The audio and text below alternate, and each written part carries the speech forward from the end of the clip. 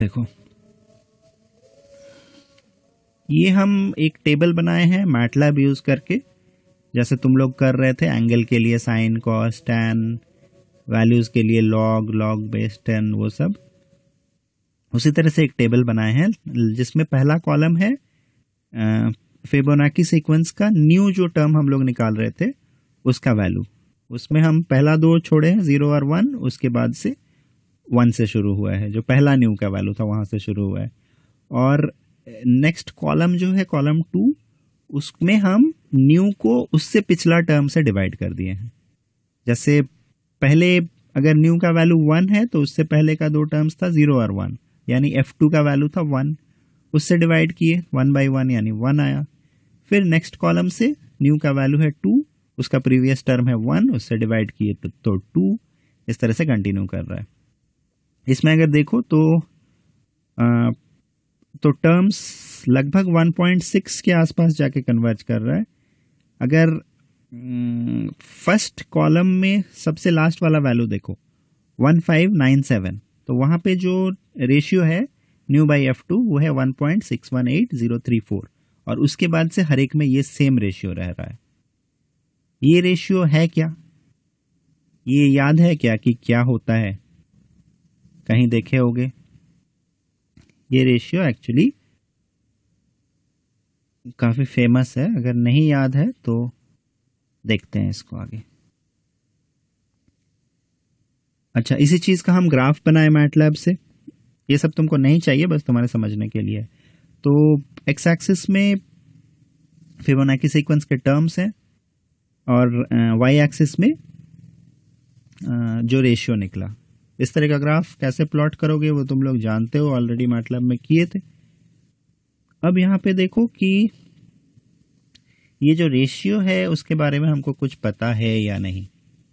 ठीक है, चलो देखते हैं। तो ये जो प्रपोजन है और ये जो प्रपोजन, इसका रेशियो अनुपात 1.618 होना चाहिए।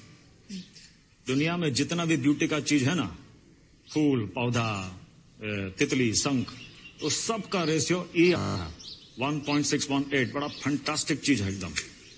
और ये है तुम्हारा 1.2, ही नहीं है। देंगे क्लब पर कान के अरे पीछे। क्या कह रहे हैं, हम नहीं मारेंगे 10 गिनेंगे। अरे क्या हुआ? मैथमेटिक्स था, हम पर मत झाड़ो, समझे? अरे? ठीक है, ये वाला सीन याद है किस मूवी का था? सुपर 30 का। उसमें इसी रेशियो का बात किया गया था। इसको एक्चुअली हम लोग गोल्डन रेशियो बोलते हैं। गोल्डन रेशियो का वैल्यू होता है 1.618034, और यहाँ पे फिबोनाची सीक्वेंस में किसी भी दो टर्म का रेशियो यही आ रहा है जो कि उस मूवी में मेंशन किया गया था। ठीक है, इसको थोड़ा सा और आगे बढ़ा के देखते हैं कि गोल्डन रेशियो आखिर है क्या, कहाँ से आता है। अगर मान लो एक रेक्टेंगल ले रहे हैं जिसका छोटा वाला साइड का लेंथ है a और बड़े वाले साइड का लेंथ है b, ठीक है, और हम क्या कर रहे हैं, एक नया रेक्टेंगल बना रहे हैं जिसमें छोटा साइड का लेंथ हो जाएगा b और बड़ा साइड का लेंथ हो जाएगा इन दोनों का सम। ठीक है, क्या होगा, पहले a और b था तो अब b और a प्लस b हो जाएगा, जैसे फिबोनाची सीक्वेंस में हो रहा था। तो यहाँ पे अगर हम एक रेक्टेंगल जोड़ दें, एक स्क्वायर जोड़ दें, तो जिसका साइड का लेंथ है b, तो फिर टोटल लेंथ हो जाएगा a प्लस b, और इधर जो था b वो रह जाएगा, यानी नया साइड क्या हो गया नए रेक्टेंगल का, b और a प्लस b। फिर इसी चीज को कंटिन्यू करेंगे इस टोटल रेक्टेंगल के लिए, इसका छोटा साइड और इसका बड़ा साइड और दोनों का सम। तो इस तरह से जो रेक्टेंगल बनेगा उसमें अगर जो साइड्स का रेशियो है यानी a plus b by b, और पिछले वाले का साइड का रेशियो यानी b बाई a, अगर ये इक्वल हुआ तो ये इक्वल टू 5 होता है। जो वहां बोला जा रहा था phi, वो गोल्डन रेशियो है। तो इसको अगर सॉल्व करो, b by a equal to 5 है, तो ये क्या हो जाएगा, a plus b by b, यानी a by b plus 1 equal to b by a। और b बाई ए 5 है, यानी a by b 1/5, 1/5 plus 1 equal to 5। इसको अगर एक क्वाड्रेटिक के फॉर्म में लिखो तो 5 square minus 5 minus 1 equal to 0। इसको अगर सॉल्व करो तो 5 equal to 1 plus minus under root b square minus 4ac, यानी 1 प्लस 4 यानी 5/2।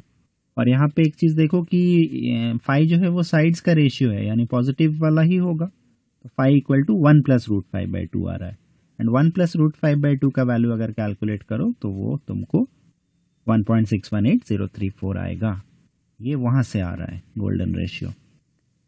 ठीक है, गोल्डन रेशियो अगर एक चीज़ ऑब्जर्व करो तो अगर इसी प्रोसेस को हम लोग बढ़ा रहे हैं आगे, जो अभी किए, एक एक करके रेक्टेंगल में स्क्वायर ऐड करते जा रहे हैं ताकि नया साइड पिछले वाले का बड़ा साइड और दोनों साइड का सम हो जाए। तो इस तरह से अगर प्रोसेस कंटिन्यू करो और हर एक का पॉइंट्स को अगर जोड़ते जाओ तो देखोगे कि एक स्पाइरल बन रहा है।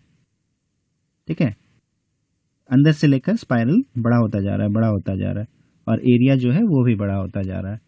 तो ये एक्चुअली तुम्हारा उसी गोल्डन रेशियो का स्पाइरल कहलाता है। और यहाँ पे जो टर्म्स है वो भी अगर देखो तो फिबोनाची सीक्वेंस वाले प्रोसेस से ही बढ़ रहा है। तो ये दोनों का रिलेशन है। और यहाँ एक्चुअली हमारे बॉडी में किस तरह से कहाँ कहाँ ये रेशियो पाया जाता है उसका कुछ एग्जांपल्स लिया गया है।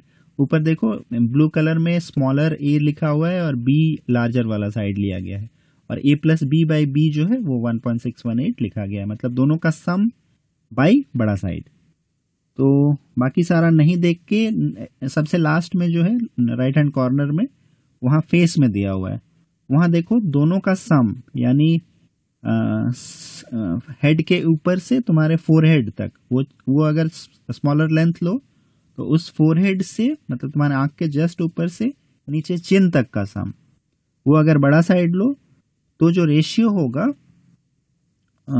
बड़ा साइड बाई टोटल सम, तो वो तुम्हारा 1.618 होगा। सिमिलरली और एक वहीं पे लिया गया है, देखो नोज के नीचे से तुम्हारे लिप्स तक और फिर लिप्स से नीचे चिन तक, वो छोटा साइड और बड़ा साइड, तो बड़ा साइड यानी नीचे वाला का रेशियो बाय टोटल, ये भी गोल्डन रेशियो होगा। इन जनरल ये होता है, उसी चीज़ का बात वहाँ किया जा रहा था। और ये चीज़ हम लोग नेचर में भी बहुत सारे जगह पे ऑब्जर्व करते हैं। For example right hand side वाले में देखो, राइट हैंड साइड वाले का लास्ट में कॉर्नर में नीचे राइट हैंड साइड पे, वहाँ पे साइक्लोन वाले में दिया गया है कि इसी तरह का शेप फॉर्म करता है। फिर बहुत सारे फ्लावर्स में दिया गया है कि इसी तरह का स्पाइरल फॉर्म करता है, वैसे ही ऐड होते होते फिर नीचे हमारे डीएनए में उस तरह का स्ट्रक्चर बनता है। तो लगभग बहुत सारे जगह पे ऑब्जर्व किया गया है। लेफ्ट साइड में ये बोला जाता था कि पहले जो भी आर्किटेक्चर बनता था उसमें लोग इस रेशियो को जरूर यूज करते थे, तो उसका भी एग्जाम्पल दिया गया है। बहुत सारी जगह पे देखा जाता है, उसलिए इम्पॉर्टेंट है जानना। लेकिन एग्जामिनेशन पॉइंट ऑफ व्यू से सिर्फ इस लेक्चर में तुमको जो फ्लो चार्ट बना था वो चाहिए, और बाकी जो डेफिनेशन था फिबोनाची सीक्वेंस का वो चाहिए। ठीक है, यहाँ तक रहने देते हैं। नेक्स्ट क्लास से हम लोग डायरेक्ट जो प्रोग्रामिंग है वो शुरू कर देंगे। एक और चीज़, एक और क्वेश्चन देख लो कि बोल रहा है कि फिबोनाची सीक्वेंस में अगर 196418 एक टर्म है तो उसका अगला टर्म कितना होगा। शुरू में हम लोग जो टेबल बनाए थे मैटलैब यूज करके उसमें ये चीज़ था, आंसर वहाँ पे है, लेकिन नेक्स्ट टर्म निकलेगा कैसे। फिबोनाची सीक्वेंस में हमको ये पता है कि दो टर्म्स का सम अगला टर्म होता है, बट यहाँ एक ही टर्म दिया हुआ है। तो यहाँ पे ये यूज करना कि दो टर्म का रेशियो तो गोल्डन रेशियो होता है, तो अगला टर्म अगर निकालना है तो हमको इस टर्म को क्या करना होगा, अगला term by this term is golden ratio, तो गोल्डन रेशियो से मल्टीप्लाई करना होगा। तो 196418 को हम अगर मल्टीप्लाई कर रहे हैं 1.618034 से, तो आंसर आ रहा है 317,811.002212, यानी लगभग 317,811। तो अगला टर्म इसका 317,811 ही हो जाएगा। पिछला टर्म तुम लोग निकालना, और उस टेबल से वेरीफाई करना उतना ही आ रहा है कि नहीं।